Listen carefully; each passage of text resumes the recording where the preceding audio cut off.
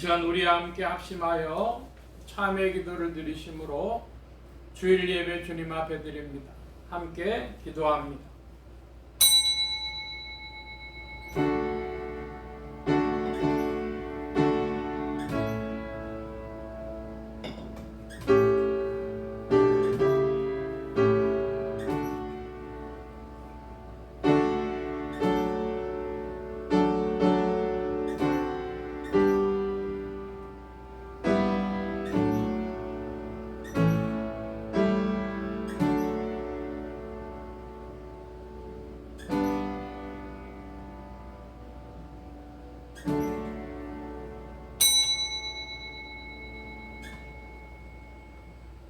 복 있는 사람은 악인의 꾀를 좇지 아니하며 죄인의 길에 서지 아니하며 오만한 자의 자리에 앉지 아니하고 오직 여호와의 율법을 즐거워하여 그 율법을 주야로 묵상하는 자로다. 저는 시냇가에 심은 나무가 시절을 쫓아 과실을 맺으며 그 잎사귀가 마르지 아니함 같으니 그 행사가 다 형통하리로다. 아멘. 긍휼이 풍성하신 아버지 하나님, 저희들이 은혜 가운데 한 주일을 지내고 다시 주님 앞에 모였습니다. 이 시간이 있도록 은혜 주신 하나님께 진심으로 감사드리오며 다시 고개 숙여 주님의 거룩하신 빛 앞에서 생각하며 자신을 돌아봅니다. 한 주일 동안 지내며 내가 편안할 때에 고통당하는 사람을 생각지 못하고 내가 배부를 때에 배고픈 사람을 기억하지 못했습니다. 한가히 쉬는 동안에 주님의 뜻을 저버렸고 그 많은 대화 중에서 덕을 이루지 못했으며 해서는 아니 될 말을 너무 많이 했고 낭비도 많았고 사치도 많았고 거짓도 많았습니다. 허세도 많았습니다. 하나님 앞에 그릇되게 행한 일이 너무 많았습니다. 저희가 알고 지은 죄가 많습니다마는 짐짓 모르고 지은 죄도 많았습니다. 이 시간에 자복하오니 이 모든 허물과 죄를 용서하여 주시기를 기도하옵나이다. 오직 은혜 가운데 살면서도 죄와 타협하며 습관과 규례에 따라서 하나님의 뜻을 범하기도 하며 이 일이 잘못된 줄 알면서도 세상과 타협하며 불의와 함께 혼란 속에서 살아왔습니다. 주님이 모든 죄를 용서하여 주시기를 기도하옵나이다. 하나님 아버지, 하나님의 은혜 가운데 살면서도 감사할 줄 모르고 하나님께 감사해야 할 사람들이 스스로 교만하며 그리고 사람 앞에도 덕을 끼치지 못하고 산 것을 용서하여 주시옵소서. 마음으로 지은 죄, 입술로 지은 죄, 손으로 지은 죄, 그리고 모든 행위에서 지은 죄를 주님 앞에 자복하오니 이제 용서하시고 모든 허물에서 건져 주시옵소서. 지금은 하나님과 나만이 아는 죄를 생각하며 묵묵히 참회의 기도를 계속합니다.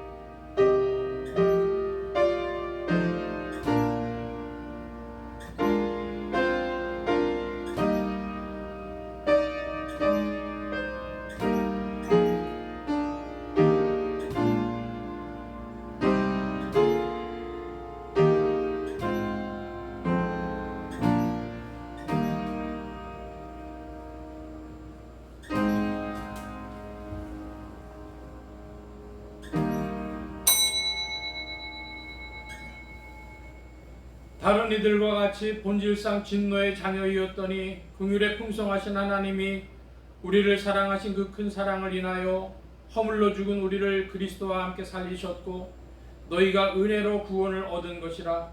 그러므로 주 예수 그리스도 안에 있는 자에게 결코 정죄함이 기립하셔서 57장 찬송합니다.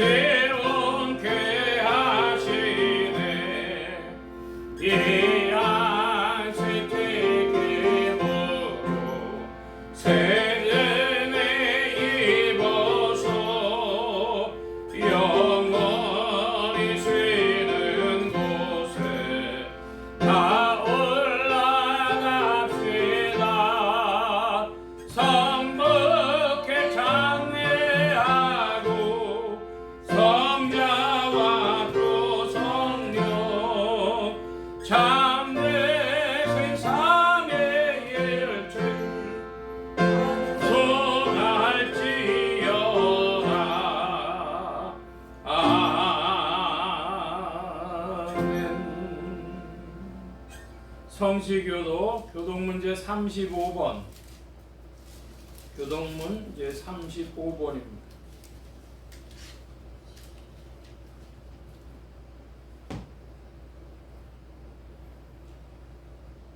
광야와 마른 땅이 기뻐하며 삼합이 벼감과 같이 피어 즐거워하며 무성하게 피어 기쁜 노래로 즐거워하며 그들이 여호와의 영광 곧 우리 하나님의 아름다움을 보리로다. 그때 소경의 눈이 밝을 것이며 우리의 귀가 열릴 것이며 그때 저는 자는 사슴같이 뛸 것이며 벙어리의 혀는 노래하리니 이런 방에서 음식이 있고 한박에서 시내가 없으니라. 거기 대로가 있어 듣지 못한 자는 지나치지 못하겠고 오직 구속함을 입은 자들을 위하여 있게 되시리라. 여호와의 속량함을 얻은 자들이 돌아오되 노래하며 시온에 이르러 그 머리 위에 영원한 희락을 띠고 기쁨과 즐거움을 얻으리니 슬픔과 상심이 나리로다. 아멘. 사도신경으로 우리의 신앙을 고백합니다. 전능하사 천지를 만드신 하나님 아버지를 내가 믿사오며 그 외아들 우리 주 예수 그리스도를 믿사오니 이는 성령으로 잉태하사 동정녀 마리아에게 낳으시고 본디오 빌라도에게 고난을 받으사 십자가에 못 박혀 죽으시고 장사한 지 사흘 만에 죽은 자 가운데서 다시 살아나시며 하늘에 오르사 전능하신 하나님 우편에 앉아 계시다가 저리로서 산자와 죽은 자를 심판하러 오시리라. 성령을 믿사오며 거룩한 공회와 성도가 서로 교통하는 것과 죄를 사해 주시는 것과 몸이 다시 사는 것과 영원히 사는 것을 믿사옵나이다. 아멘. 작성하시겠습니다. 27장 찬송합니다.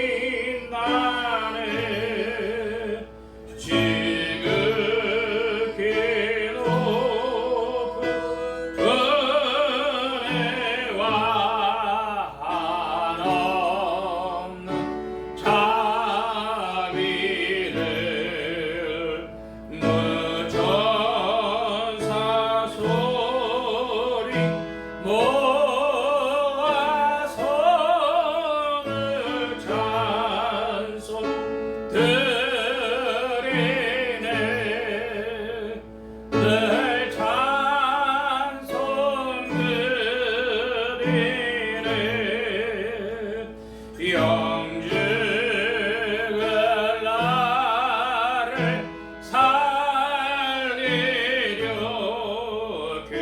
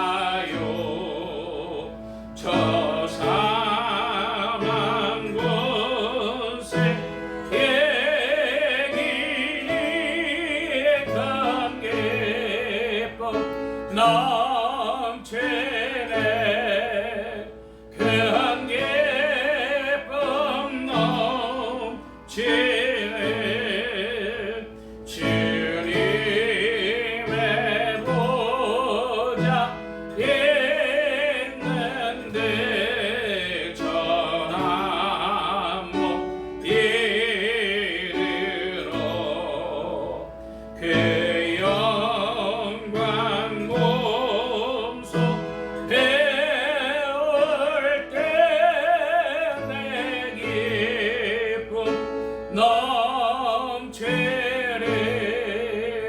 내 기쁨 넘치리 아멘.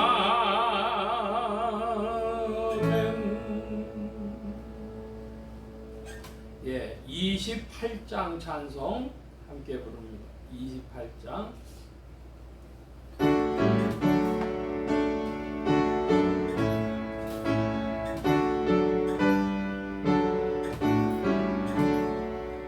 복의 근원 강림하사 찬송하게 하소서.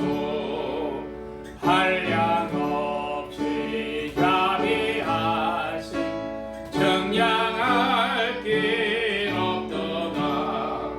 천사들의 찬송가로 나를 가르치소서. 구속하신 그 사랑을 항상 찬송합니다.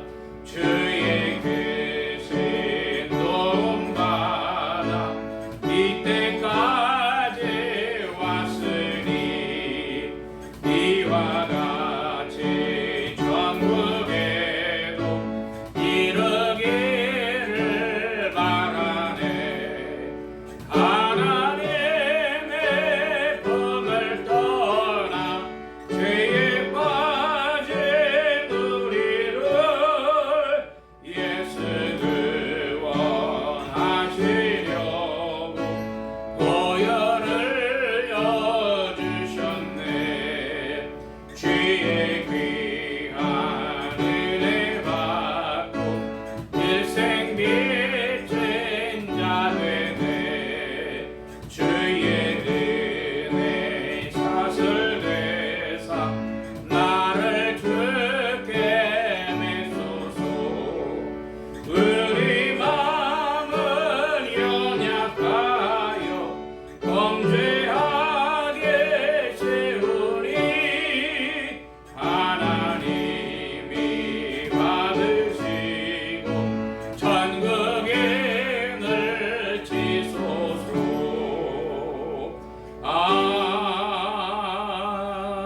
아멘. 이 시간 우리와 함께 합심하여 기도합니다. 주보 맨 뒤에 기도의 공동체란을 보아주시기 바랍니다. 세계 선교를 위해 기도하는 중에 동북아 선교를 위해서 중국, 몽골, 러시아 동부를 위해 기도해 주시기 바랍니다. 몽골에 굉장한 한국화가 이루어지고 있고, 그래서 그곳에서 그리스도인들이 한국교회 선교로 많이 주께 나오는 이들이 있는데, 몽골의 선교가 확장되어져서 내몽골까지 이렇게 선교가 되어질 수 있도록, 또 중국에서 여러 가지의 변화가 있어가지고 신앙을 핍박을 많이 받기도 하고, 거꾸로 또 이제 신앙으로 나오는 이들도 많은 줄 압니다. 중국을 위해서 기도해 주시고, 러시아의 그 동부가 극동이죠. 그래서 블라디보스톡 중심으로도 우리 한국에 영향이 많이 미치고, 또 선교사님들도 많이 나가 계신 줄 아는데, 동부 러시아를 위해서도 기도해 주시기 바랍니다. 나라의 평화와 안정과 성장이 있도록 합심하여 기도합니다. 지역 복음화를 위해 기도하는 중에 서울 중북부 지역 중 강북구, 도봉구, 상계동 지역 교회들이 복음 전함 영혼들 출소하도록 예수 소망교회에 이 지역을 붙여주시도록, 예수 소망교회 성도들의 신앙 성장과 합심기도 제목을 위해서 오늘은 첫째 주일이 되어져서요, 성결과 순종과 섬김으로 성도됨에 합당한 자들이 더욱 되게 해달라고 부족한 종에 기도해 주시기 바랍니다. 성령의 통치 아래 영육간의 강건함과 말씀의 충만함을 얻도록 또 모든 성대와 발성기관에 복을 주셔서 힘있게 유익하게 주의 말씀 증거할 수 있도록 우리 함께 합심하여 기도합니다. 각자 기도하시겠습니다.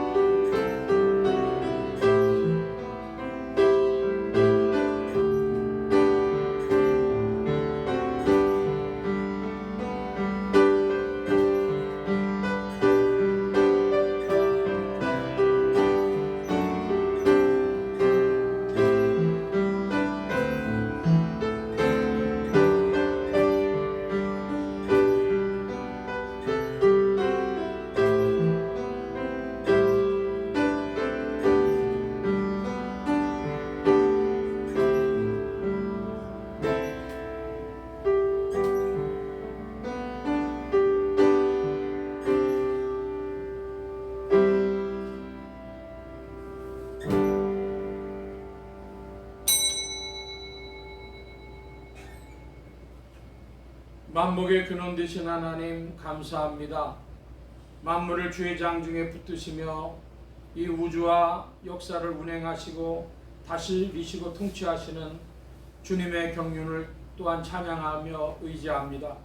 주님 함께하여 주시어서 이제 만물이 영그러가는 가을로 주께서 인도하여 주옵시고 또 우리의 마음도 주님 안에서 열매 맺어가도록 이끄시는 줄 믿사오니 주와 함께 더욱 전진하는 심령들 되게 하여 주시옵소서. 아버지 하나님, 특별히 세계 선교를 위하여 주께 구합니다.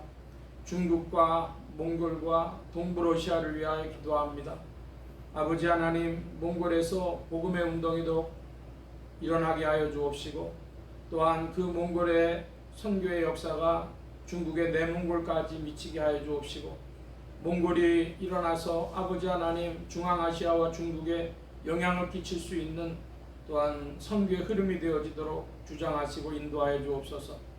러시아의 동부도 큰 변화의 시기에 있는 줄 압니다. 블라디보스톡에 나가 계신 선교사님들과 또한 믿음의 사람들을 통하여 복음의 운동이 더욱 일어나도록 이끌어 주시옵소서. 아버지 하나님, 중국에서 많은 핍박 가운데 있는 그리스도인들을 기억하여 주옵시고 또한 공산당에서 그 사상을 버리고 또한 신앙으로 들어오는 이들도 더해진다고 하오니 아버지 하나님, 이 변화가 많은 중국에서 복음의 일들이 일어나도록 주님의 사람들을 세우시고 주의 일들을 더욱 나타내어 주시옵소서. 주님 함께하여 주셔서 풍성하고 좋으신 주님의 세계가 더 펼쳐지기를 사모하며 또한 구하며 기도하며 나아가는 우리의 심령이 되어지도록 성령께서 더욱 주장하여 주옵소서. 예수소망교회 성도들이 섬김과 선교를 배우는 그리스도인의 합당한 자들이 되어지도록 또 성령 안에서 주장되며 성령 안에서 열매 맺어가도록 주장하시고 이끌어 주시옵소서. 주의 세계 가운데 우리의 참된 행복이 있도록 우리의 심령에 은혜를 베푸시며 평강 가운데 주장하실 줄 믿사옵고 이 예배의 시정 가운데 주의 은혜 베푸심 의지하며 예수 그리스도의 이름으로 기도하옵나이다.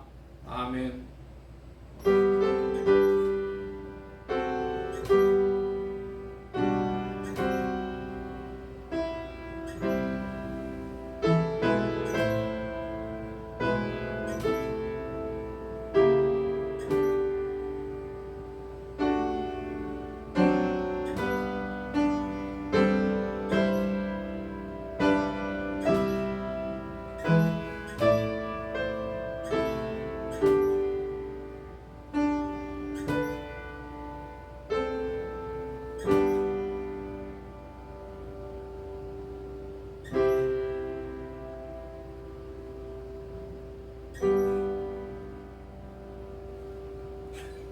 오늘 우리에게 주신 하나님의 말씀 요한복음 제21장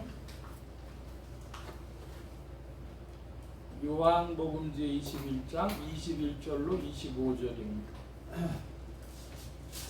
신약의 186면 무렵 요한복음 제21장 21절 제가 먼저 한 절 봅니다. 이에 베드로가 그를 보고 예수께 여짜오되 주여 이 사람은 어떻게 되겠사옵나이까?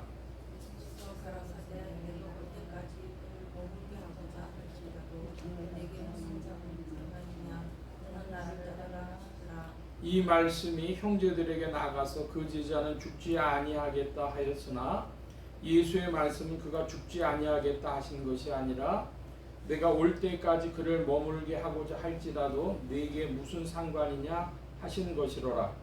이 일을 증거하고 이 일을 기록하는 제자가 한 사람이라 우리는 그의 증거가 참인 줄 압니다. 25절 함께 봅니다. 예수의 행하신 일이 이외에도 많으니 만일 낱낱이 기록된다면 이 세상이라도 이 기록된 책을 두기에 부족할까 하노라. 아멘.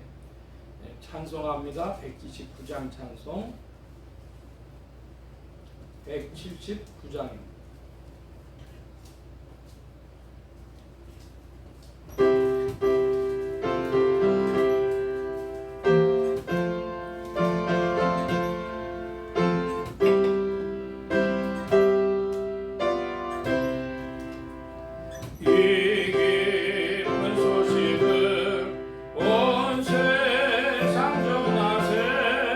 큰 환난 고통을 다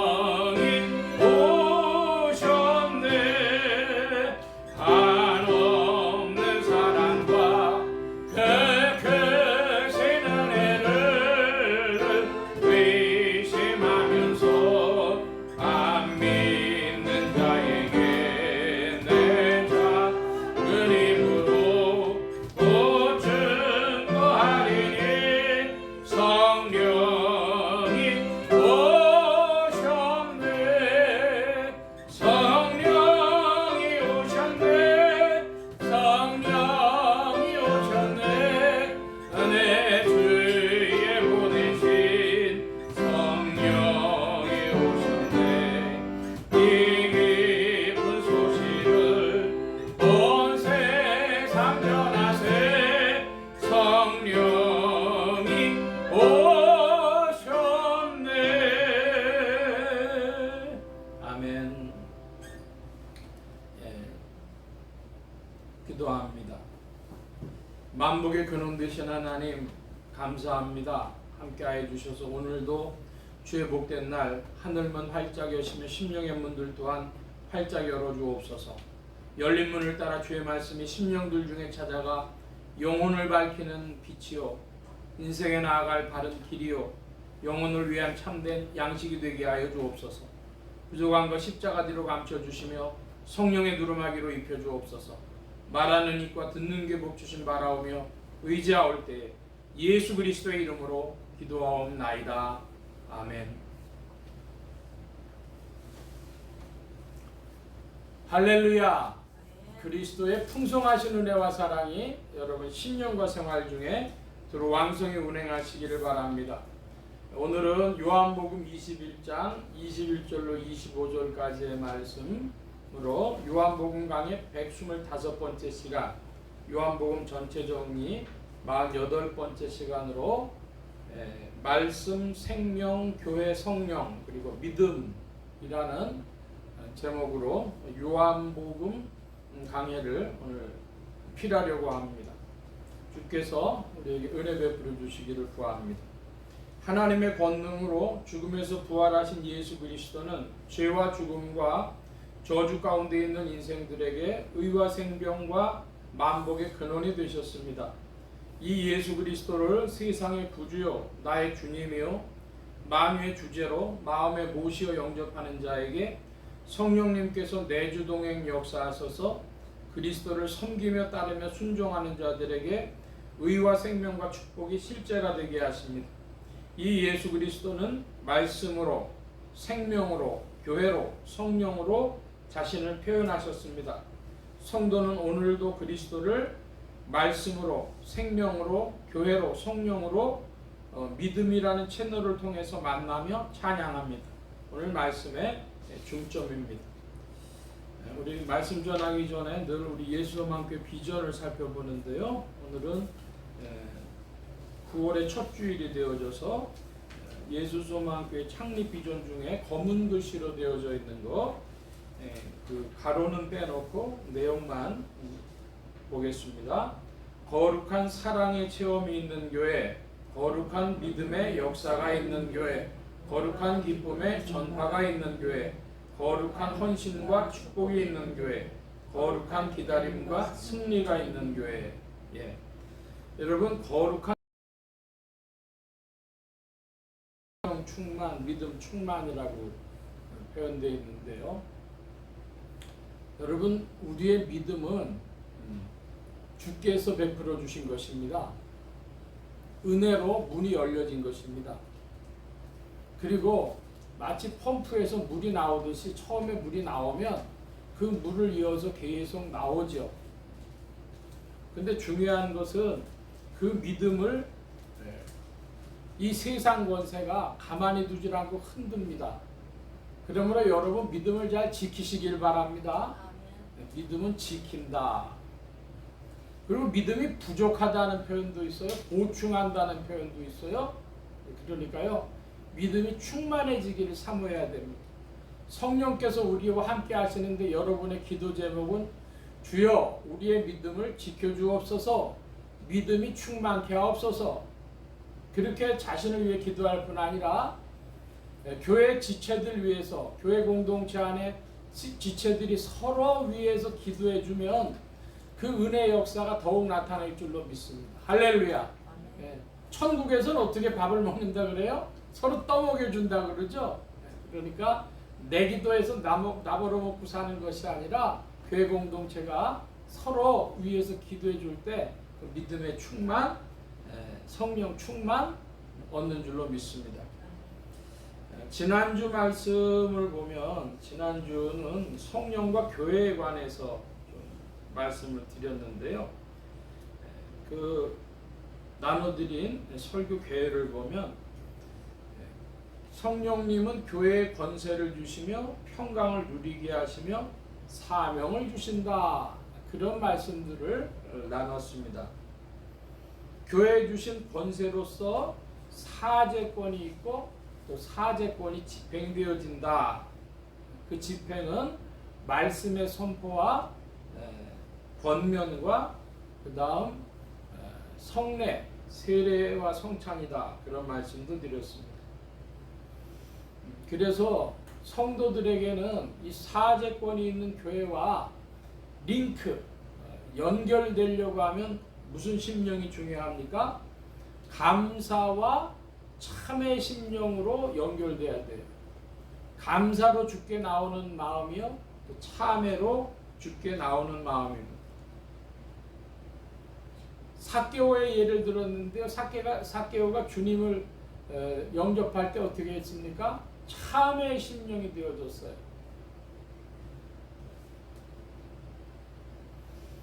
바로 이 교회의 권세, 사제권의 권세가 무엇과 충돌하냐면 현대 기독교의 믿음에 대한 개념 기존과 충돌합니다.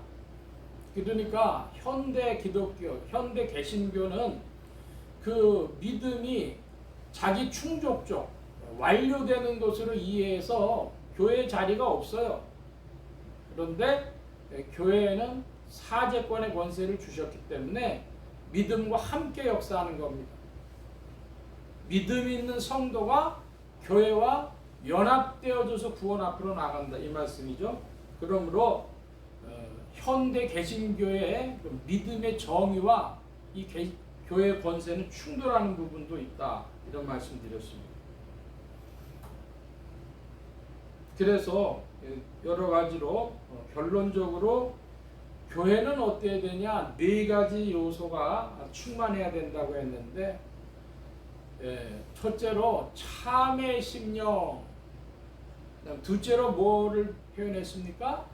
사제권의 집행, 그래서 셋째는 평강의 기쁨 그랬습니다. 제자들이 모일 때 주님이 나타나셔서 평강이 있을지어다 주신 거거든요. 여러분, 영혼에 참된 평강이 있길 바랍니다. 그걸 좀 다른 말로 표현하면 뭐라 그래요? 영혼의 안정감, 조금 더 낮춰서 말하면 심리적 안정감, 그런 거죠. 여러분의 영혼이 평강하고 마음이 편안해지고 그러면 모두 편안해집니까? 환경의 안정감 믿기를 바랍니다. 마음이 편안하면요, 나머지 환경들도 잘 돌아가는 거예요. 근데 여러분, 악인에게는 평강이 없다 그랬어요. 그러니까 평강이 없으면요, 쫓기는 마음이 돼요. 쫓기는 마음이 되면요, 되는 일이 없고요, 환경에서 증거들이 나타납니다. 여러분의 심령에 그 평강과 기쁨이 더욱 역사하기를 축원합니다. 그런데 그걸로 끝난 게 아니라 주님이요, 우리에게 평강 주시고 그 사제권의 집행 끝에 뭘 말씀하셨냐면, 나도 너희를 그러므로 보낸다. 사명이죠. 세상에 보낸다.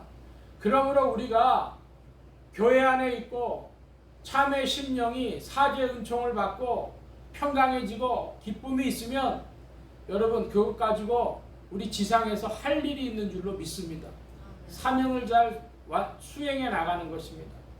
사명이 있는데 기쁨이 없으면 능력이 부족해요. 기쁨을 주님이 주셔서 우리로 사명을 완수해 나가도록 이끄시는 겁니다. 자, 지난주 말씀은 이렇게 말씀을 드리고, 금주의 본문을 좀 잠시 보면 21절로 25절 사이에 그 베드로하고 예수님의 대화, 그리고 요한이라는 사람에 대한 이야기가 나오죠. 베드로가 주님께 여쭈었습니다. 이 사람 어떻게 되겠습니까? 요한 어떻게 되겠습니까? 그랬더니 주님이 뭐라고 말씀하셨어요? 22절에 너랑 무슨 상관이냐? 그러니까 여러분, 주님은요, 사역하시는 방식이 어떠냐면요, 굉장히 집중적이십니다. 범위를 넓히시는 것만 아니라요, 주님은요 집중해서 너랑 관계 있는 거, 미국 사람들 그런 말 잘하죠. None your business. 네 일 아니야. 여러분의 인생이요 자기의 사명에 관계되고 자기 일에 집중된 인생들이 되시길 축복합니다. 한국 사람들 뭐가 넓죠? 오지랖이 넓어요. 오지랖이 넓어갖고 괜히 쓸데없이 집중력 없이 효용성 떨어지게 일하는 수가 많아요. 주님이요 너랑 무슨 상관이냐? 넌 나를 따르라 이렇게 말씀하셨습니다. 이 이야기에 대해서 좀 더 해명한 것이 23절인데 제자들이 그가 죽지 않겠다는 이야기를 이 요한복음 21장 23절에 거론한 이유는 다른 그 사도들이 다 죽고 요한이 몇 년 더 살았어요? 30년도 더 살았어요. 그러니까 AD 30년경 전후가 예수님이 공생애 하던 시절이고요. 그 후로 30년이 지나가지고 바울과 베드로 이런 제자들이 전부 이제 성경책들을 썼단 말입니다. 그리고 다 순교도 하고 세상을 떠났어요. 그러고 꽤 잠잠한 30년을 지내는 거예요. 요한밖에 안 남은 거예요. 그러니까 옆 사람들이 요한은 언제까지 살 거야? 하나님이 이제 곧 종말이 올 텐데 종말까지 살려두시려고 하나? 이런 얘기들이 떠돌고 있었던 겁니다. 그러므로 내가 올 때까지 그를 머물게 하고자 할지라도 네게 무슨 상관이냐? 여기 또 말씀하시죠? 그게 너랑 무슨 상관이야? 요한이 그게 너랑 무슨 상관이야? 지금 요한이 이 이야기를 하는 배경이 이것이죠. 자, 요한은 요한복음을 쓰고 맨 마지막에 하고 싶은 이야기가 있었습니다. 여러분 요한복음 21장 25절 말씀을 좀 봐주시기 바랍니다. 25절 시작.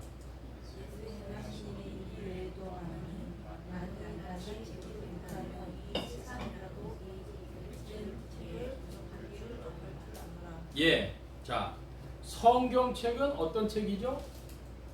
성경책은 주님에 관한 이야기를 삼위일체 하나님에 관한 이야기를 기록해 놓은 책입니다.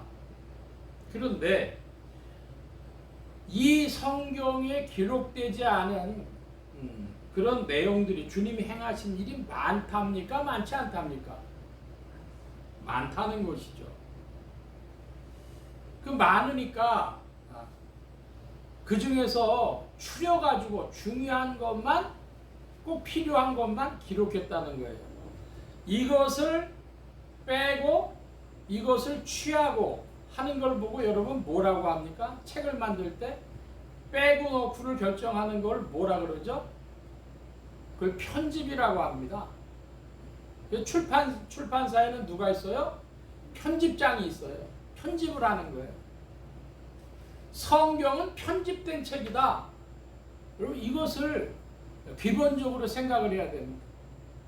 편집된 책이니까 어떤 시각에서 편집했냐가 중요하겠죠. 그런데 한국교회는 그렇게 생각하지 않습니다. 여러분 조금 전에 들으실 때는 그렇거니 그랬는데 제가 이런 말씀 드리면 또 생각이 달라지실 거예요.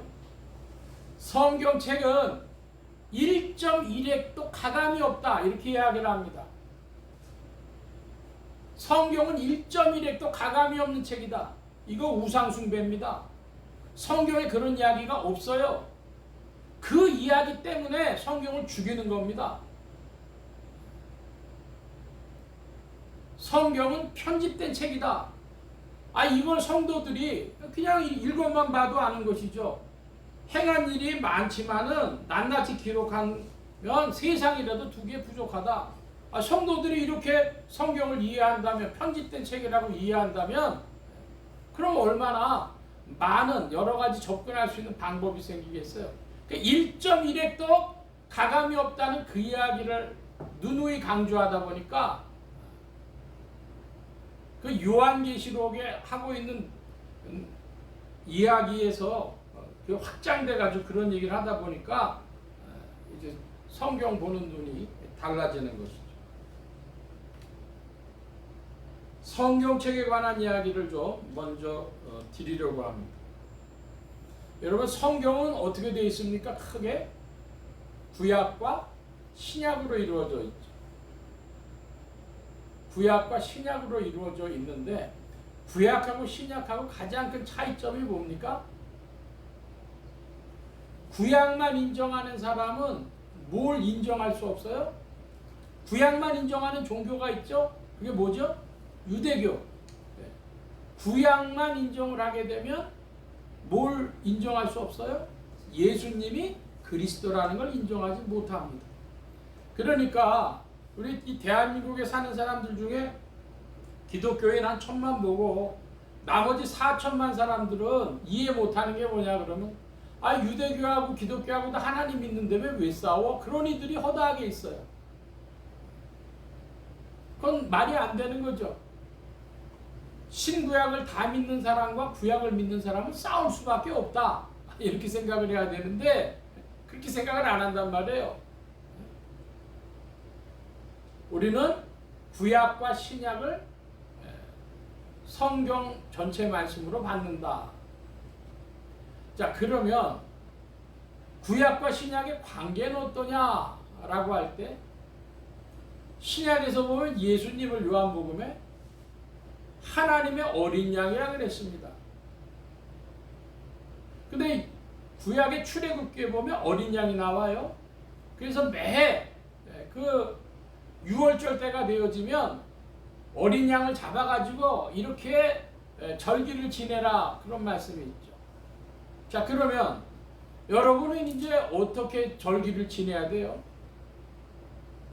구약의 말씀을 들으면 양을 잡아가지고 해야 되는데 그렇게 안 하죠. 우리는 무엇으로 드립니까?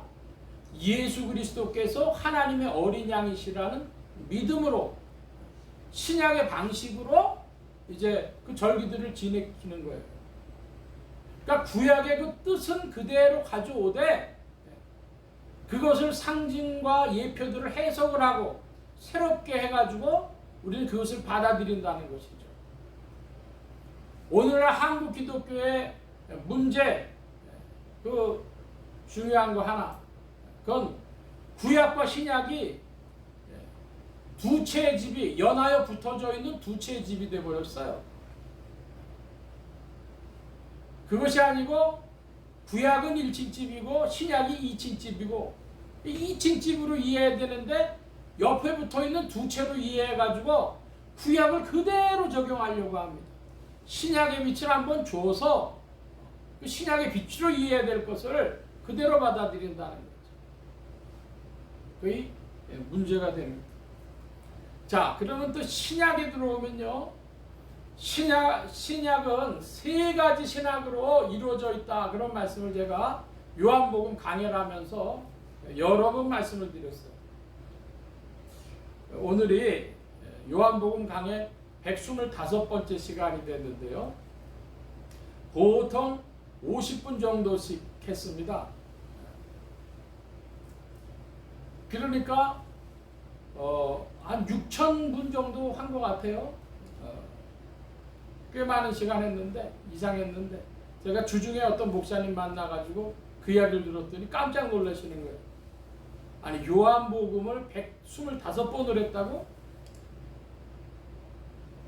근데 그거를 50분씩 했다고?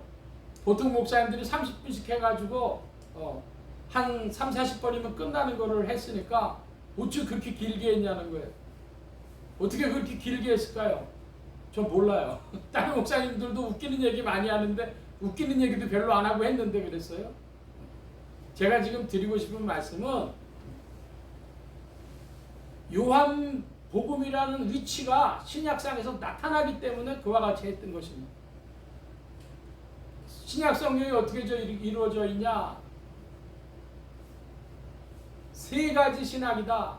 하나는 바울 신학, 하나는 베드로 신학, 요한 신학, 이런 말씀 드렸어요. 여러분에게 질문합니다. 베드로 신학으로 말씀드렸던 것이 뭐가 있었습니까? 히브리서, 야고보서, 베드로 전서, 베드로 후서, 유다서, 뭐 이런 것들이었어요. 흔히 희약 백전후라 그러죠. 그건 신약 성경의 후면에다가 모아져 있는 거예요. 왜 신약 성경을 그렇게 편집을 했을까요? 신약 정경을 완성할 때 이유가 있어서 몰아둔 겁니다. 희약 백전후 유다서 몰았습니다. 그것은 바울 신학하고 생각이 다르기 때문인데요. 바울 신학은 뭐죠? 바울 신학은 한마디로 예수 믿고 그 은혜 충만해가지고 밖으로 전도하자 그런 겁니다. 밖으로 신학. 그럼 베드로 신학은 뭐예요? 베드로 신학은 안으로, 내 안으로 성화의 문제입니다. 성령의 열매를 맺는 문제요. 자기 영혼의 거룩함의 문제입니다. 여러분 MBTI라는 거 해보셨습니까?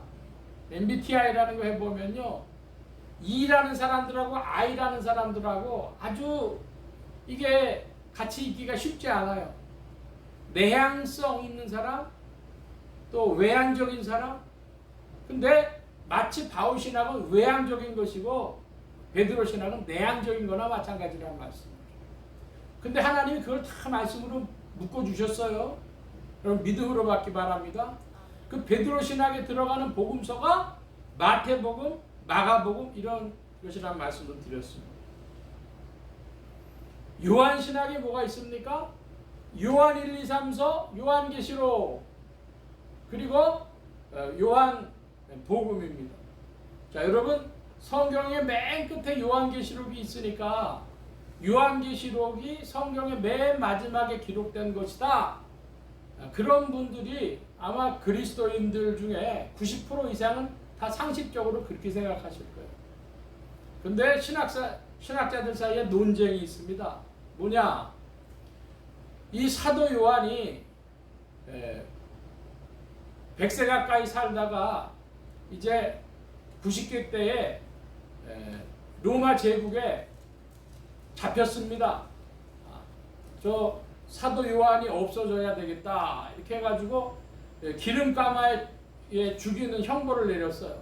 그런데 기름가마에서 사도 요한이 살아난 겁니다.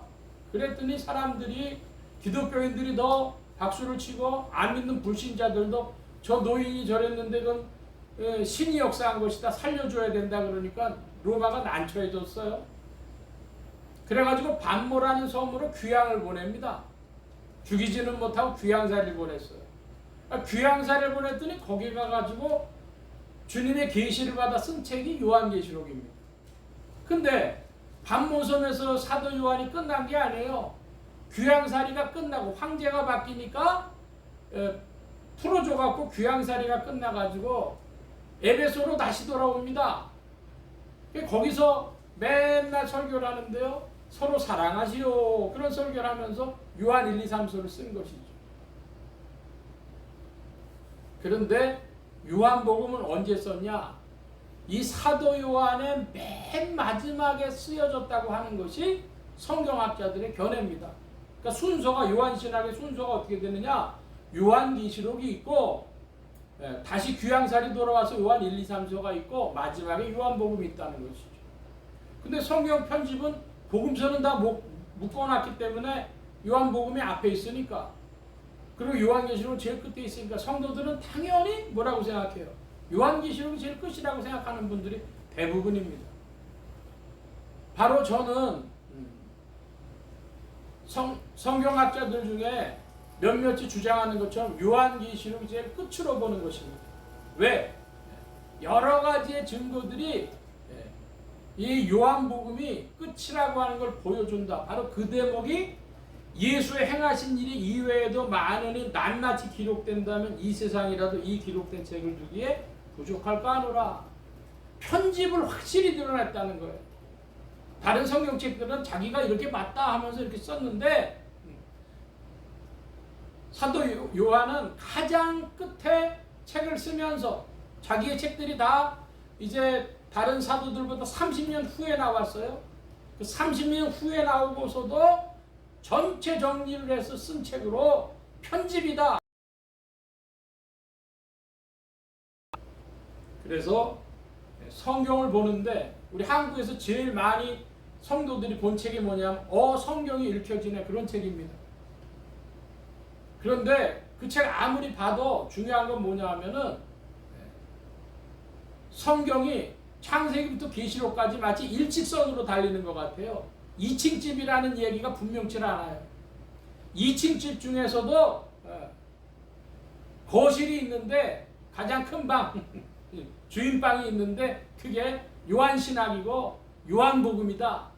이 말씀이 안 나오니까 성경이 잘 쉽게 성경이 읽혀지냐가 가장 많이 성도들한테 읽혀졌어도 부각이 안 되더라.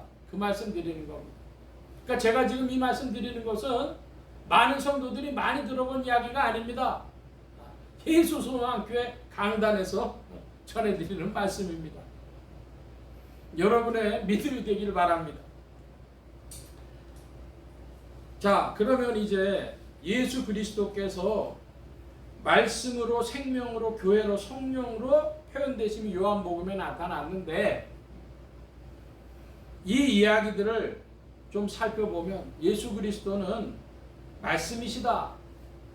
태초에 요한복음 1장 1절이 어떻게 됐습니까? 우리 이제 요한복음 1장 1절로 가볼까요? 여러분 큰 소리로 요한복음 1장 1절을 좀 봐주시기 바랍니다. 1장 1절 시작. 말씀이 계십니다. 이 말씀이 하나님과 함께 계시니 이 말씀은 곧 하나님이시니라. 예, 말씀이 계셨고 이 말씀이 곧 하나님이셨다. 예수 그리스도에 대해서 증거하고 14절로 갑니다. 14절은 같이 봅니다. 말씀이 육신이 되어 우리 가운데 거하심에 우리가 그 영광을 보니 아버지의 독생자의 영광이요 은혜와 진리가 충만하더라. 말씀이 육신이 됐다. 이걸 보고 성육신 혹은 도성인신, 인카네이션 그런 말씀으로 부르는 것이죠. 말씀이 육신이 되어서 말씀을 로고스라고 하는데 우주와 인생의 원리라고도 부를 수 있는데 또 그 하나님의 뜻이라고도 부를 수 있는데 그분이 인격화돼서 나타났다는 거예요. 인격의 모습으로 나타났다. 말씀이 육신이 되었다. 자, 그럼 우리가 2000년 전에 예수님을 눈으로 배울 수는 없는데 거꾸로 그 2000년 전에 예수님의 그 DNA를 다 해부하면은 뭐가 나올까요? 세포들을 다 해부하면 뭐가 나올까요? 성경책에 나옵니다. 믿기를 바랍니다. 하나님의 뜻, 하나님의 말씀, 육신이 되신 분이 예수 그리스도고 예수 그리스도의 모아진 DNA, 모아진 세포들은 곧 성경과 같다 이 말씀이죠. 여러분 성경은 하나님이 우리에게 주신 줄 믿기를 바랍니다.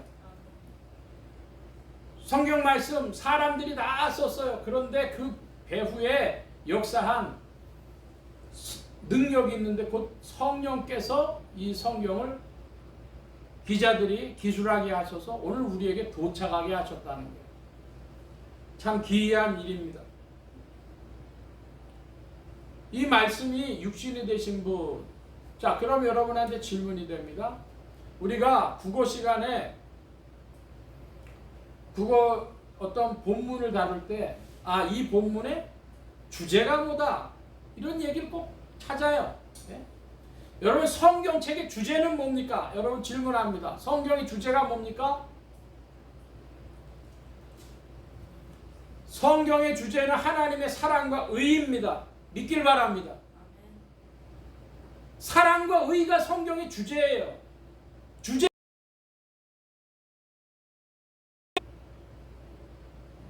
여러분 우리나라 법이 많은데요. 우리나라 법은 다 어디를 향해야 돼요? 헌법을 향해야 돼요. 그 헌법에서 다 나오는 것처럼요. 성경이 창세기로부터 계시록까지 되어져 있는데 여기에 흐르는 주제가 뭐다? 사랑과 의라고 하는 것입니다. 여러분 사랑과 의가 다 성취되어진 역사가 있었죠. 예수 그리스도를 통해서 사랑과 의가 다 성취된 역사가 나타났습니다. 그걸 뭐라고 합니까? 십자가. 너희들은 사형받아 죽을 수밖에 없어. 의입니다. 내가 그런데 너희들 대신해서 죽었어. 사랑입니다. 사랑과 의, 그것이 성경 전체의 주제다. 자, 그렇다면 여러분, 성경의 주제가 그렇다면 누구하고 관계돼서 이 사랑과 의가 의미가 있어요? 사람하고 관계돼서 의미가 있죠. 근데 사람, 아담은 여러분, 아담은 어떤 존재예요? 아담은 사랑이 아니라 이기주의입니다. 자기를 벗어날 수가 없어요. 또 아담은 그러므로 죄입니다. 죄악입니다. 의가 아닌 죄악입니다. 여러분, 그걸 인생들에게 처음 보여준, 아주 구체적으로 보여준 사례가 뭐죠? 창세기 보니까 형제가 그 질투심 때문에 죽이는 거예요. 인간을 그대로 표현해 준 것입니다. 이런 인간이 하나님의 사랑과 의로 나아가려고 하면 무엇이 있어야 되느냐? 믿음이 있어야 나아가죠. 믿음이 있어야 예수 그리스도께로 나아가죠. 성령이 그 일을 도우시는데, 여러분, 이 믿음이 역사하려고 하면요, 이 사랑과 의 앞으로 이기주의자들이요, 죄악된 존재인 아담이 나아가려고 하면 두 가지를 꼭 믿어야 예수 그리스도에 대한 믿음이 생겨요. 따라 하십시다. 창조와 심판. 이거 두 개 안 믿으면요, 예수님의 구주되심이 드러나질 않습니다. 사랑과 의가 드러나지 않습니다. 창조와 심판, 이거 꼭 믿어야 돼요. 제가 드리고 싶은 말씀이 있는데, 유튜브를 보니까 창조과학계 활동하던 과학자입니다. 그리스도인입니다. 자기 고민을 얘기하는 거예요. 자기는 창조과학회에서 탈퇴했대요. 창조과학회에서 BC 4174년 무렵에 아담이 만들어졌다.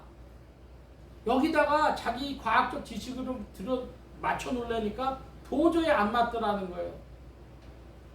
그런데 자기는 하나님이 천지를 창조하셨다는 것에 대해서는 믿음이 흔들리지 않는데요. 태양하고 지구의 거리가, 지구가 태양으로 몇십 킬로만 더 전진해 있었어도 이거는 다 불타 죽고, 조금만 뒤로 물러가도 얼어 죽고, 어떻게 이렇게 딱 맞출 수 있고, 어떻게 이렇게 다 조건을 만들어서 주셨는지, 이거는 하나님이 아니면 자기는 그건 믿는다는 거예요. 그런데 BC 4174 때문에 자기가 고통당하고 있다는 거예요. 유튜브에 제가 그걸 봤습니다. 제가 그분을 또 어떻게 수소문해가 찾아가지고 만나서 전해주고 싶진 않았지만, 혹시라도 우리 이것을 들으신다면, 여러분, 하나님이 아담 만드신 것은요, BC 4174가 아니에요. BC 한 1만 1000년경 전후입니다. 저 목사 이상한 소리를 하네. 신앙론으로 하면 무슨 45억 년이라는 말도 있고요. 이거 신앙으로 하면은 4000인데 왜 갑자기 11,000이라는 게 나오지? 여러분, 이 지구가 있는데요, 지구에 빙하기라 그러죠. 빙기가 있었어요. 그러다가 사람이 살만한 조건이 됐어요. 그때를 언제라 그래요? 그때가 약 1만 년 전후, 1만 1000년 이런 전후입니다. 학자들마다 달라요. 14,000년이라는 사람들도 있고 10,000년이라는데, 제가 전후 따져보니까 11,000년 전후가 되는 것 같아요. 그런 말씀 드리는 거예요. 그때 아담이 만들어졌다. 어떤 아담이 만들어졌냐? 그 코에 생기를 집어넣어서 영혼이 되어지는 이 존재가, 인간 존재가 만들어진 게 11,000년쯤 됐다는 거죠. 그리고 어떻게 됐어요? 시간이 흐르고 홍수가 났어요.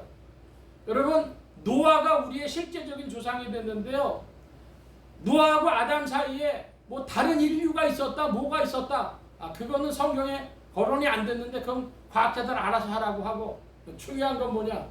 노아가 우리의 실제적인 조상이 됐는데요. 과학자들도 이 지구 위에 홍수가 있었다는 것은 부정하지 못해요. 시간이 흘러온 거예요. 그러니까 인류 역사가 빙기 이후에, 만천년 이후에 하나님의 숨을 받은 그 아담의 후손인 영혼들이 지구상에서 산다, 그 말씀이에요. 혹시라도 여러분 창조론 과학자들 만나면 얘기해 주세요. BC 4174라고 하는 것은 이 성경에 나오는 사람들 다 뒤져가지고 더해가지고 나온 것인데, 성경은 낱낱이 기록된 책이 아니다. 왜 그러냐? 마태복음 1장에도 나옵니다. 14대 14대 14대. 근데 해보니까 아니에요. 성경학자들이 그거 맞추느라고 괴로워요. 빠진 게 많이 있어요. 14, 14를 강조하기 위해서, 2 곱하기 7을 강조하기 위해서 그렇게 맞춰놓은 겁니다. 그걸 가지고 4174라고 맞추려고 하니까 괴로움을 당하는 거죠. 저는 오늘이 2024년 9월 1일인데요. 2024년 9월 1일 이후에 창조론 과학자들이 빙기 이후에 인류가 출현했다.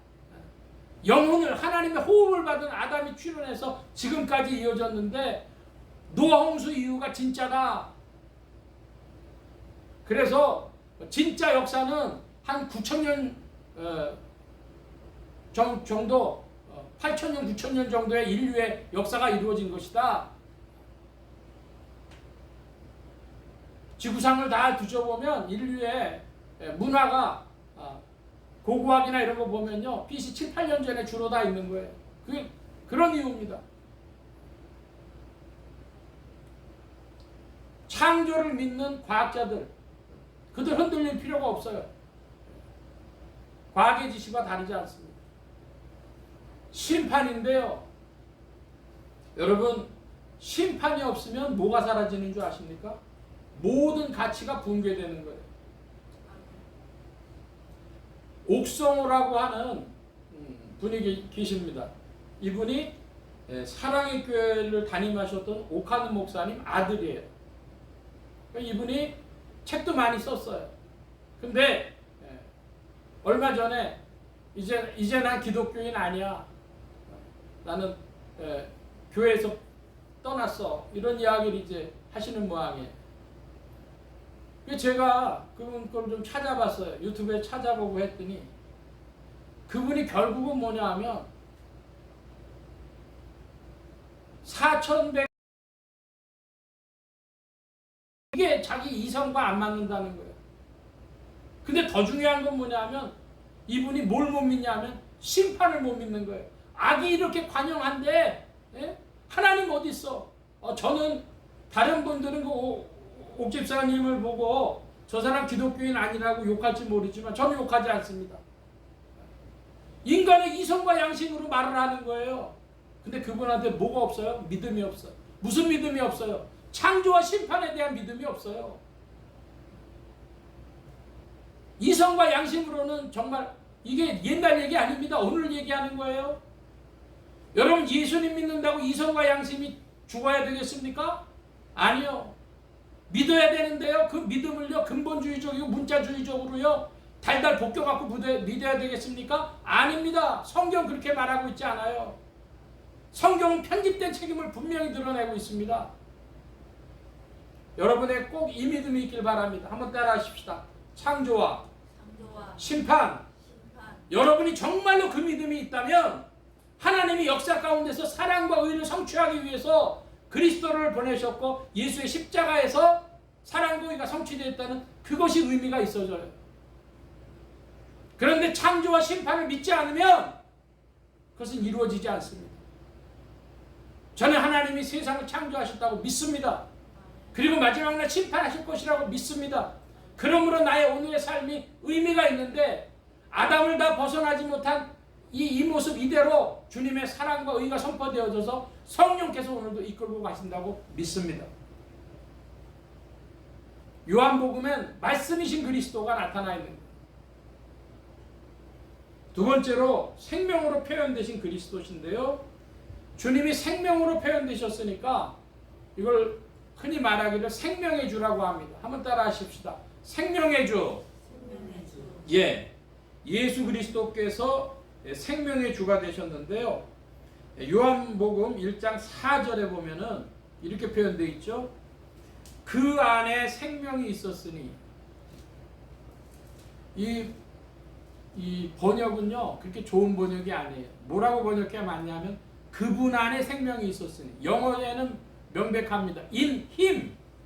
그분 안에 생명이 있었으니 이 생명은 사람들의 빛이라. 그리스도 안에 생명이 있었고 그리스도 안에 빛이 있었다. 그래서 이 빛을 뭐라 그래요? 생명의 빛이라 그래요. 한 문자로 쓰면요 생명지광 하는 것이죠. 그리고 이 생명이 또 어디 있었냐? 그러면 이제 제가 나눠드린 유인물 5장으로 가보십시다. 요한복음 5장에 생명 말씀이 많이 나오는데요. 5장 24절 여러분 읽어주시기 바랍니다. 24절 시작. 5장 24절. 예, 같이 보십시다. 내가 진실로 진실로 너희에게 이르노니 내 말을 듣고 또 나 보내신 이를 믿는 자는 영생으로 얻고 심판에 이르지 아니하나니 사망에서 생명으로 옮겼느니라. 여기에 사망에서 생명으로 옮겼다는 표현이 나오고요. 26절입니다. 여러분 26절 봐주시기 바랍니다. 시작. 아버지께서 자기 속에 생명이 있음을 아들에게도 생명을 주어 그 속에 있게 하셨고. 예, 아들 안에 아버지께서 자기 속에 생명이 있는 것처럼 아들에게 생명을 주셨다 그래요. 그러니까 우리도 어떻게 하면 생명 가운데 들어가겠어요? 예수 그리스도를 내 마음에 모시면 나도 생명 가운데로, 생명 속으로. 자, 또 여기 29절입니다. 5장 29절 봐주시기 바랍니다. 시작.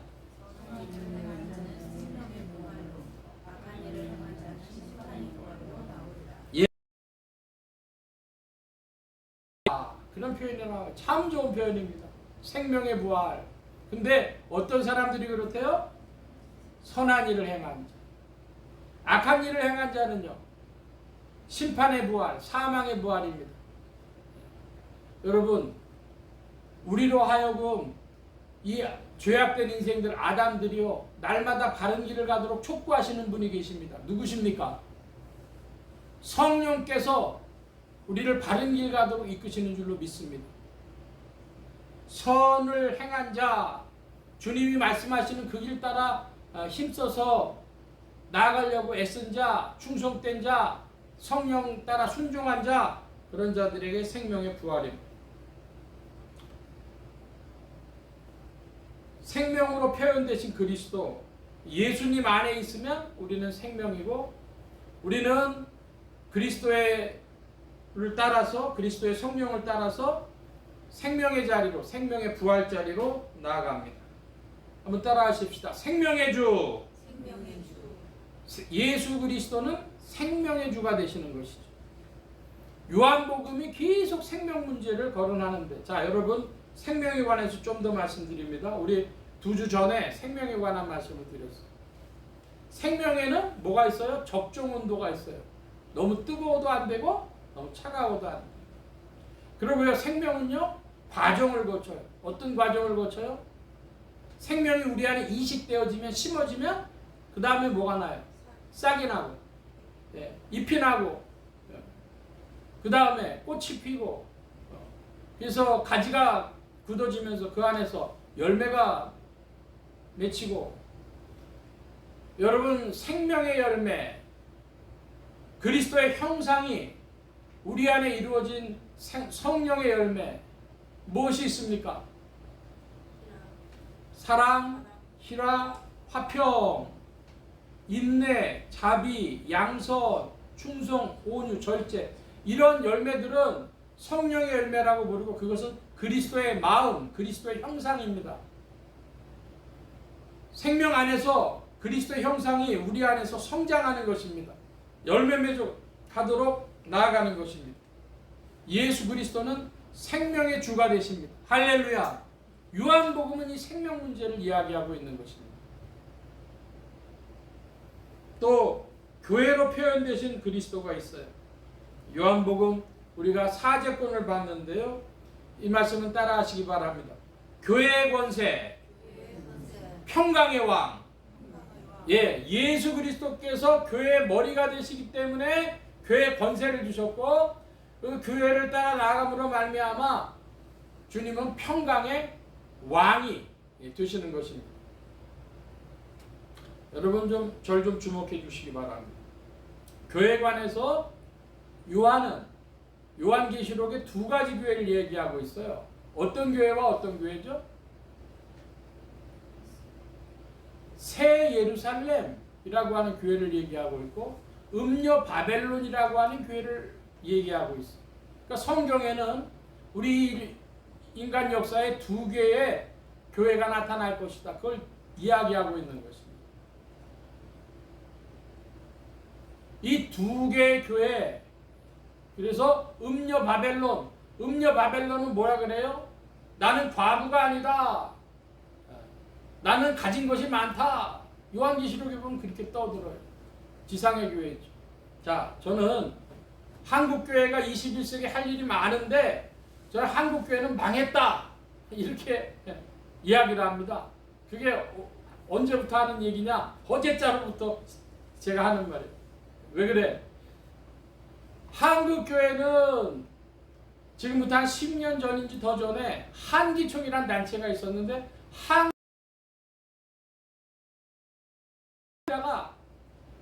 아파트에서 바람을 피다가 숨느라고 숨을 데가 없어가지고 그 아파트 베란다에 실외기, 그 에어컨 실외기를 붙들고 있다가 떨어져서 죽었어요. 그때 망했다, 그런 이야기가 나왔죠. 근데 보니까 얼마 전에 우리나라에서 가장 큰 장로교 총회 총회장이 바람피고도 뻔뻔하게 뭐라고 이 얘기를 해요. 떠들어대요. 제가 졸업한 그 신학교 교단입니다. 동기생들이요, 아주 고통스러워해. 내가 지금 뭐하고 사는 건지 모르겠어. 막 이렇게 얘기를 하더라고요. 참 정말 나쁜 사람입니다. 수많은 그 목회자들의 가슴에 이렇게 상처를 주고도 뻔뻔하게.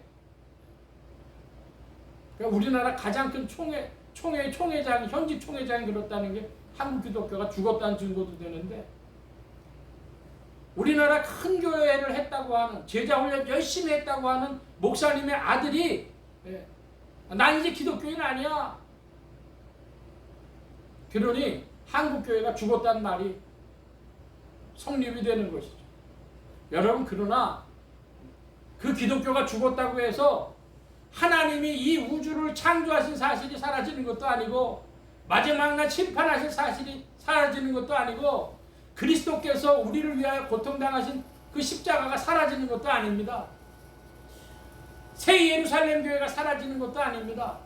그러므로 교회는 오늘도 무엇이 되길 힘써야 되겠습니까?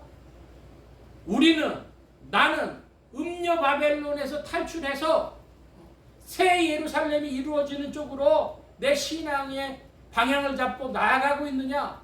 그걸 질문해야 할 줄로 믿습니다. 여러분, 그러므로 교회 올 때요, 딴 생각하며 나오시면 안 돼요. 꼭 두 가지 가지고 나오라고 말씀드렸어요. 뭘 가지고 나오셔야 돼요? 하나님께 대한 감사와 참회의 심령을 가지고 꼭 나오시길 바랍니다. 그리고 돌아가실 때 꼭 뭐 받아가지고 가셔야 돼요? 사죄의 은총으로 그리스도께서 하신 일로 여러분의 마음에 기쁨과 평강이 찾아가고, 그래서 뭐에 동참하기를 사모하셔야 됩니까? 자신의 사명에 동참하시기 바랍니다. 여러분을 부르신 하나님의 사명은 가정에도 있고, 직장에도 있고, 거리에도 있고, 이웃에게도 있습니다. 믿길 바랍니다. 내가 하나님의 일에 동참해야 되겠다. 가정에서든 학교에서든 직장에서든 거리에서든 이웃을 위해서 동참할 수 있는 그 일이 있다. 흔들리지 마시길 바랍니다. 성령으로 표현되신 그리스도신데요. 이 기쁜 소식을 온 세상 전하세. 큰 환난 고통을 당하는 자에게 주 믿는 성도들 다 전할 소식은 무엇입니까? 성령이 오셨네. 할렐루야. 여러분, 성령은 이 세상 끝날까지, 지구 끝날까지, 종말의 날까지 교회와 성도들과 함께 하십니다. 할렐루야. 내가 믿음을 가질 수 있는 이유, 그것은 성령 때문입니다. 내가 흔들리지 않고 이 음녀 바벨론 교회의 참혹함 때문에 내 믿음 흔들리지 않고 새 예루살렘 향하여 가리라 결심하게 되는 것도 성령 때문입니다. 성경이 창세기부터 계시록까지 복잡하게 되어져 있는데 날마다 이 본문에 빛을 비춰주시며 나를 감화하시며 감동하시며 새롭게 하시는 이가 성령이십니다. 할렐루야. 그리고 그 안에서 그리고 생명 가운데서 줄곧게 하시고 선한 일을 행하도록 생명의 부활의 길로 이끌어 가시는 분이 성령이십니다. 교회 안에서 나와 다른 성도들이 서로 함께 공동체로 이루어지도록 전혀 나와 다른 이들이 저 김집사만 아니면 이집사만 아니면 박집사만 아니면 교회 생활 할 만한데 할지라도 그 마음을 바꿔서 공동체를 이루고 한 마음이 되어지도록 주장하시는 이가 성령이십니다. 할렐루야. 우리의 신앙은 성령 아니고는 불가능한 것입니다. 이제 오늘 말씀을 정리하고 마치려고 합니다. 예수 그리스도는 말씀과 생명과 교회와 성령으로 표현되어 주셨습니다. 이것이 요한복음에 나타나 있습니다. 요한복음은 성경의 책본들 중에서도 그런 의미에서 가장 중요하게 이 사실을 표현하고 있고 가장 중요한 책이라고도 표현할 수 있습니다. 그리스도를 말씀으로, 생명으로, 교회로, 성령으로 믿는 여러분들이신 줄로 믿습니다. 그리고 그 믿음으로 성도들에게 오늘도 은혜를 베풀어 주시는 분이 다시금 성령이십니다. 한번 따라하십시다. 그리스도는 말씀과 생명과 교회와 성령으로 표현되셨다. 네, 이것이 요한복음입니다. 요한복음을 여러분 시간 날 때마다 더욱 읽어보시기 바랍니다. 무엇이 느껴질 때까지 그리스도께서 말씀이시로구나, 생명이시로구나, 교회시로구나, 성령이시로구나. 성령께서 빛을 비추시며 요한복음을 보는 여러분들 되어주시기를 축원합니다. 요한복음 이것을 통해서 여러분의 신앙의 문이 더욱 열리고 여러분의 그리스도를 향한 믿음이 더하여지고 창조와 심판이 믿어지고 사랑과 의가 믿어지고 십자가가 믿어질 줄로 믿습니다. 그와 같은 귀한 일들로 여러분의 심령이 충만해지시기를 축원합니다. 기도합니다. 만복의 근원 되신 주님 함께해 주셔서 그리스도 예수의 세계가 말씀과 생명과 교회와 성령으로 표현되어진 줄로 믿습니다. 이 일들로 요한복음을 다시금 살펴보는 복이 있게 하셔서 감사드리며 향후에라도 아버지와 성도들이 요한복음을 대할 때 이와 같이 대하여지도록 성령께서 더욱 빛을 비추어 주시옵소서. 주께서 일하심을 구하며 더욱 의지하올 때 예수 그리스도의 이름으로 기도하옵나이다. 아멘. 찬송합니다. 180장 찬송하며 봉헌합니다.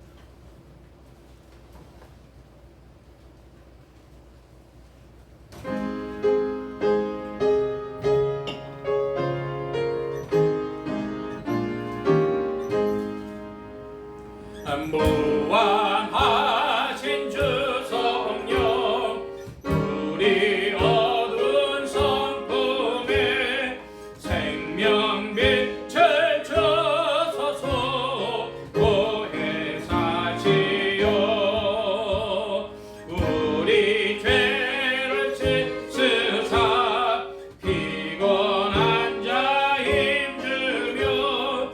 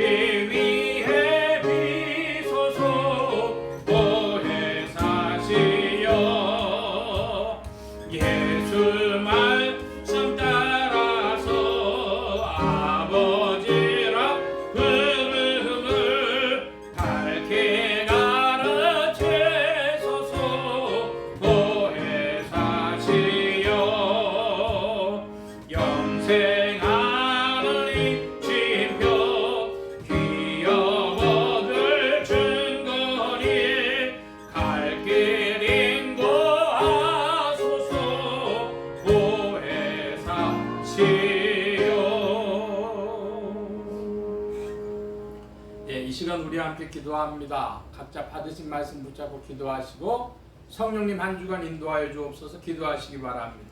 소원 기도의 제목 있으신 분들이나 아픈 곳 있으신 분들 가슴에 손 얹고 기도하시기 바랍니다. 말씀 받은 영혼들 위해 주의 손길 나타내 주신 줄 믿습니다. 각자 기도합니다.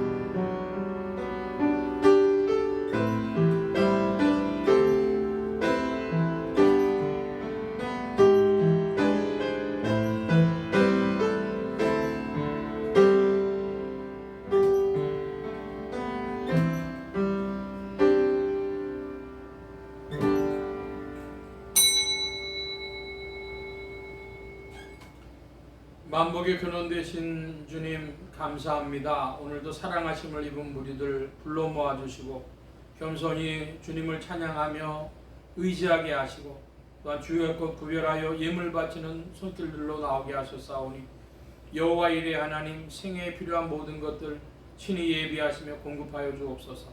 이 예물이 쓰여지는 곳마다 하나님의 의가 선포되어지며 하나님의 나라가 확장되게 하여 주옵소서. 온 교회와 성도들로 인하여 주님 영광 받으심에 은혜로 의 베풀어 주시기를 구하며 의지하올 때 예수 그리스도의 이름으로 기도하옵나이다. 아멘. 네, 교회 소식 전해드리겠습니다. 한 가지 말씀드릴 게 있는데 오늘로 125번째로 요한복음 마쳤는데 시간상으로 보니까 2년 반쯤 그 가운데 여러 가지 행사도 있고 해가지고 한 3년 가까이 지나갔습니다. 그래서 이제 다음 채권을 준비하고 있는데 마음으로 기도하고 있는데 확정이 안 돼요. 성령님께서 더욱 빛을 비춰주셔서 확정하고 결단할 수 있도록 도와주시도록 위에 기도 부탁드립니다.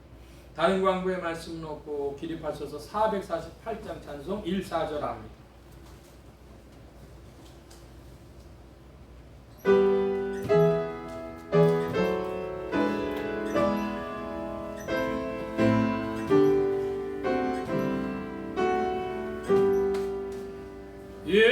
세상 끝날까지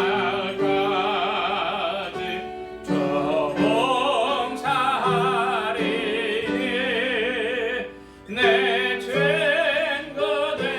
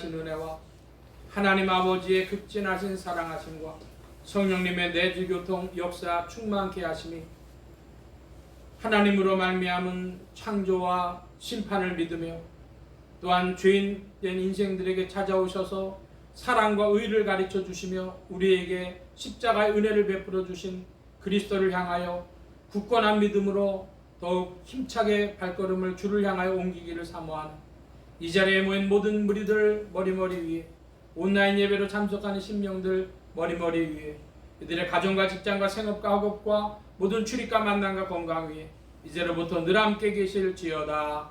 아멘.